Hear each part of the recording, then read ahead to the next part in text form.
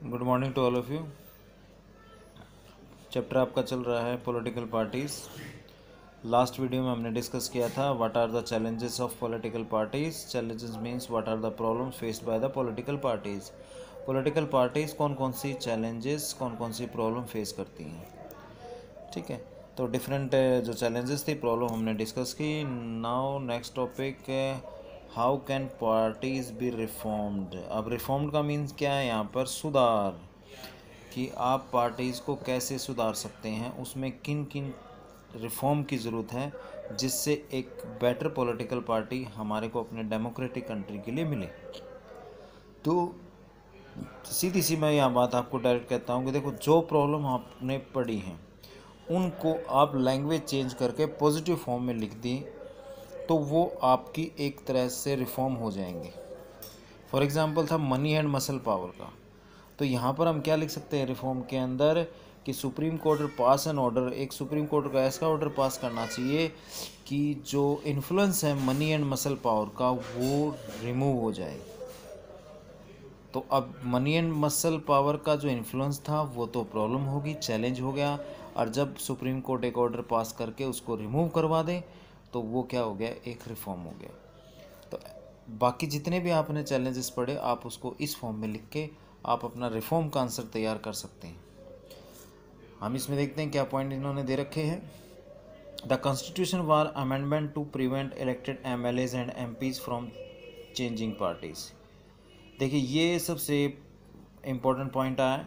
इसको आप चैलेंजेस में भी लिख सकते हैं, प्रॉब्लम में भी लिख सकते हैं इस पॉइंट को, कि देखिए इलेक्शन के बाद आपने देखा होगा कई MLAs, कई MPs अपने सेल्फिशनेस के कारण पार्टी को चेंज कर लेते हैं, बदले में उन्हें बहुत सारा पैसा मिलता है, लेकिन वो जो धोखा हुआ वो उस पर्टिकुलर पार्टी के साथ भी हुआ और दूसरा वोटर्स के साथ भी हुआ, क्योंकि वोटर्स ने जिस पार्टी में वो शामिल हुआ है उसके लिए वोट नहीं किया था।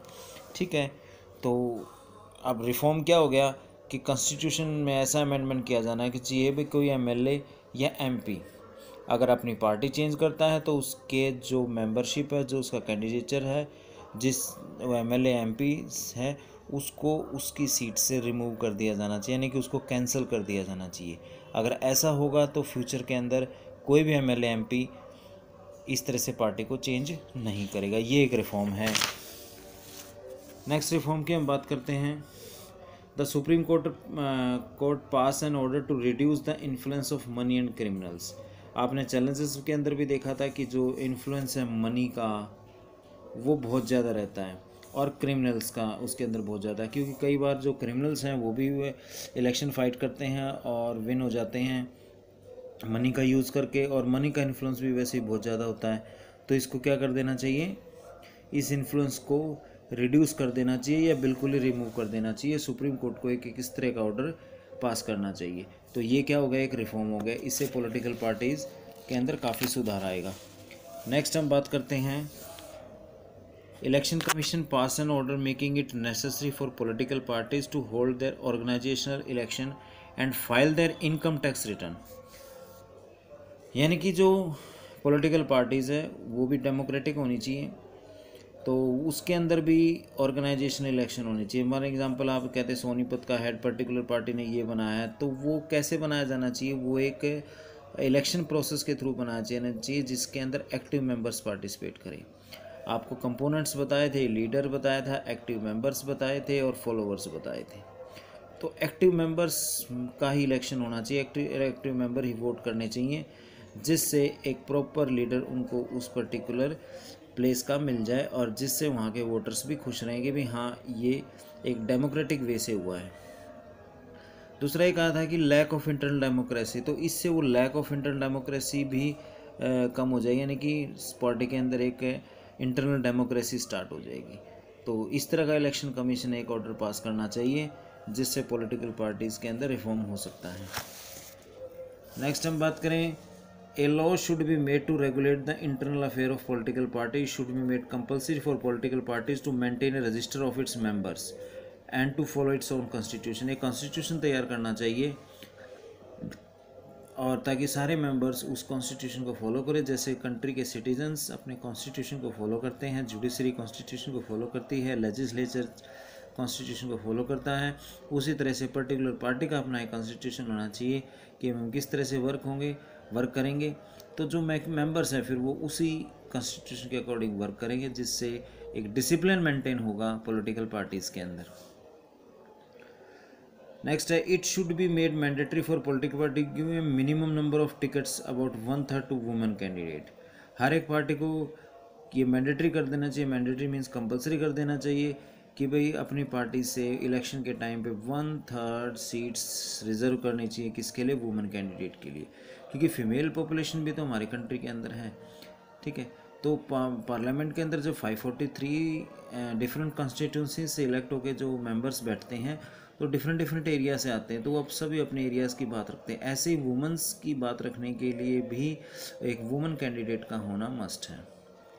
नेक्स्ट है, there should be state funding of election. देखो सबसे बड़ा रिफॉर्म है और ये इंपॉर्टेंट पॉइंट है कि there should be state funding of elections, यानी कि जब इलेक्शंस होते हैं तो उस पर्टिकुलर पार्टी को जो अपने कैंडिडेट को टिकट देती है उसको कुछ फंड प्रोवाइड किया जाना चाहिए, ताकि जब इलेक्शन हो तो उसमें से जैसे टेलीफोन हो गया, पेट्रोल हो गया, व्हीकल्स का खर्चा हो गया, पैम्पलेट हो गई, ठीक है, रैलीज़ का जितना भी एक्सपेंस है वो सारा खर्चा किसको देना चाहिए, उस पर्टिकुलर पार्टी को देना चाहिए। ठीक है, इससे क्या होगा, इससे जब आफ्टर द इलेक्शन जब वो कैंडिडेट विन हो जाएगा तो करप्शन की प्रोबेबिलिटी बहुत कम हो जाएगी, क्योंकि उसको लगेगा कि भाई ठीक है, मेरा सारा खर्चा मेरी जेब से कोई पैसा खर्च नहीं और सारा खर्चा पार्टी ने दिया है, पार्टी फंड ने दिया है, तो उसको कोई प्रॉफिट होगा या कुछ होगा तो वो डायरेक्ट उसको पार्टी फंड में जमा करेगा।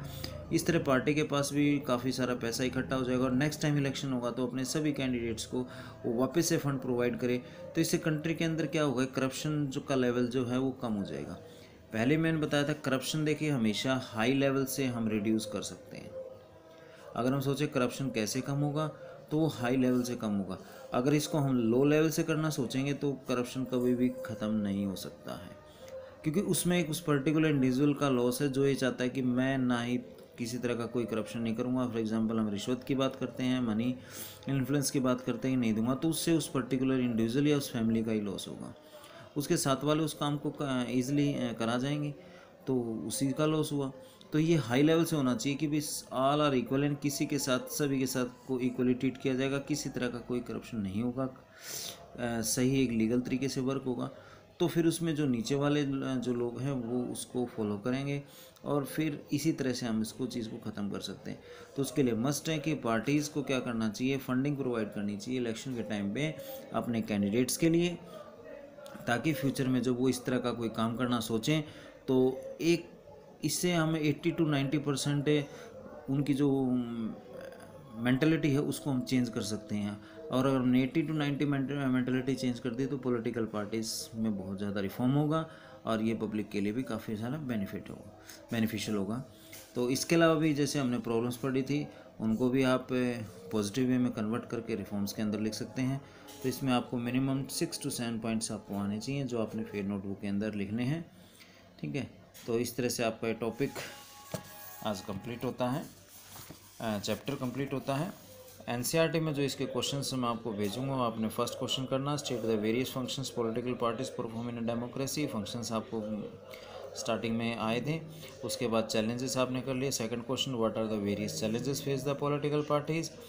फिर सम रिफॉर्म्स जो भी हमने लास्ट अभी इसी वीडियो में पढ़े हैं। Strengthen parties to they perform function well. Next है what is a political party. ठीक है, ये क्वेश्चन भी काफ़ी इंपॉर्टेंट है, स्टार्टिंग में आया था। A group of people who contest the election. Right, what are the characteristics of political party. Functions इसके अंदर आ जाएंगे। ठीक है, फिलिप्स आपने ये करना है। 7th, मैच द फॉलोइंग, आप इसको बुक में ही करेंगे। यहाँ पर नेशनल डेमोक्रेटिक अलायंस आपको बताया था, NDA लास्ट वीडियो में डिस्कस हुआ था, UPA। ठीक है, ये कौन सी पार्टी किससे बिलोंग करती है। ठीक है, ये आप इसमें करेंगे। MCQ 8th 9th ये आपने करना है, क्लियर। और क्वेश्चन नंबर 10। ठीक है, जो MCQ हैं जो आपके मैच द फॉलोइंग है ये आप बुक में ही करेंगे, बाकी क्वेश्चंस को फिर नोटबुक के अंदर नोट करेंगे।